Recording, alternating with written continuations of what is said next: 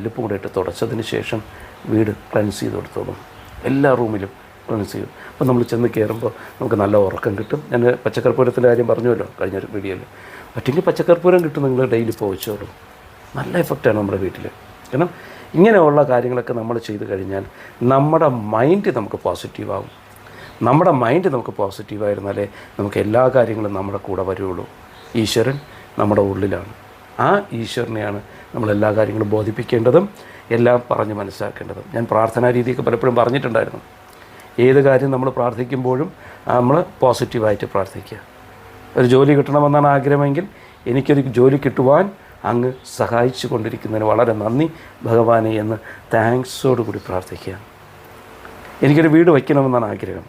എനിക്കൊരു വീട് വയ്ക്കുവാൻ അങ്ങ് സഹായിച്ചു കൊണ്ടിരിക്കുന്നതിന് വളരെ നന്ദി ഭഗവാനെ എന്ന് പ്രാർത്ഥിക്കുക.